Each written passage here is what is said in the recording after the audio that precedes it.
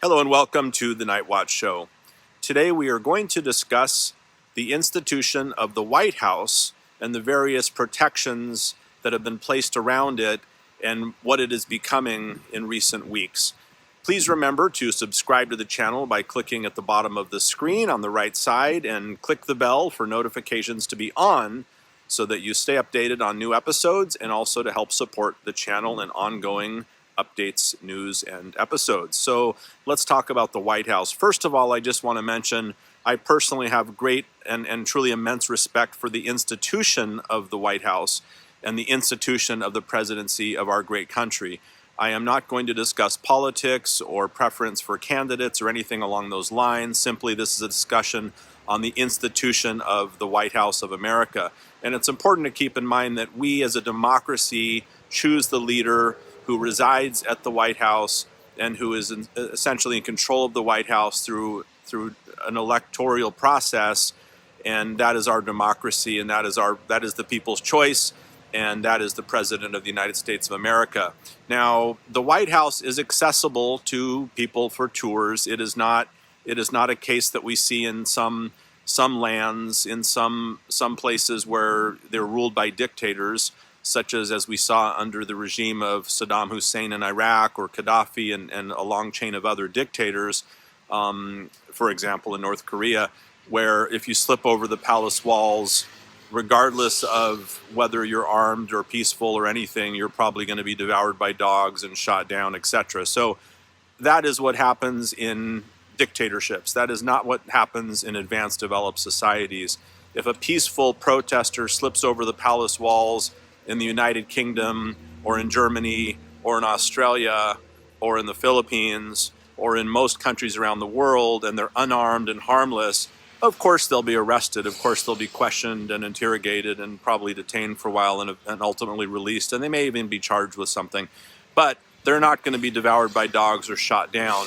What really concerns me recently is when I look at the institution of the White House in America and news coverage and statements made through the White House and by POTUS, it seems as though the White House is becoming an institution that resembles that as we see in regimes where the palace is run in a dictatorial manner in which if you slip over the walls, it means imminent death. Now, when POTUS made the recent statement essentially saying, and I'm paraphrasing, that if any of the protesters specifically were to slip over the wall, make it over the fence, they would be met with essentially the most vicious dogs and the most powerful unimaginable weapons, etc. That's not an exact quote. That's basically what was said.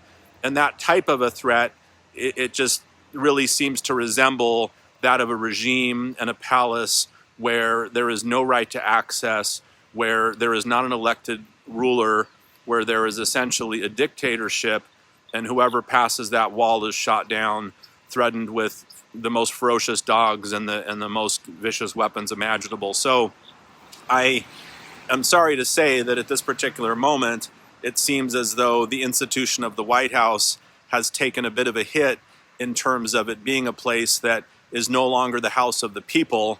It is the house of essentially a show of force, a show of strength, a show of no regard for the rights of people who basically have voted and selected the president who resides there. And I think that needs to be fixed. I really hope that POTUS will go on record somehow and fix a lot of the recent statements that have caused great divide in America.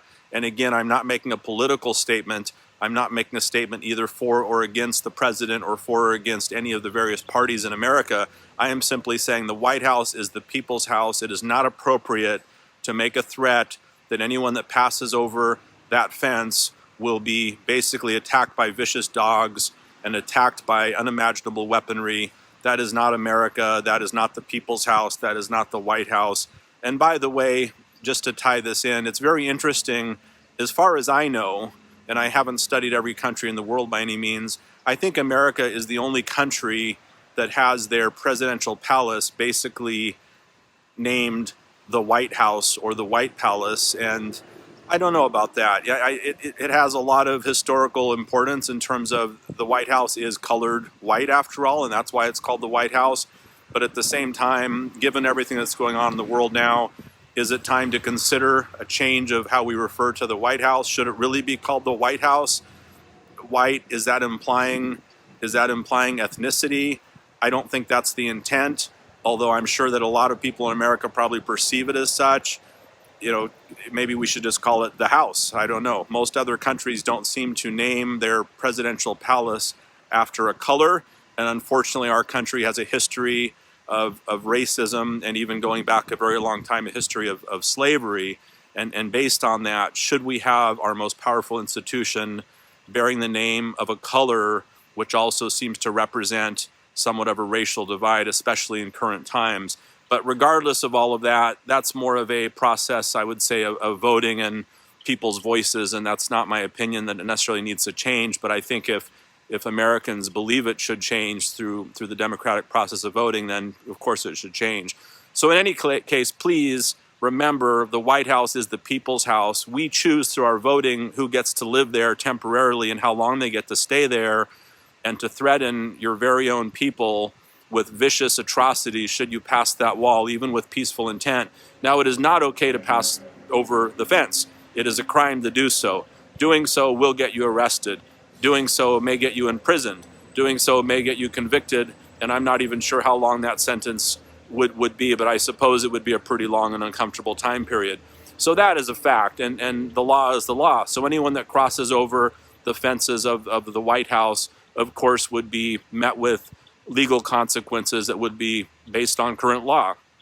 And for all I know, they could spend years in prison, and that is not what I'm disputing. The law is the law. What I am disputing is the use of extreme force, whether or not justified, whether or not you have an unarmed person that's clearly unarmed, that clearly poses no threat.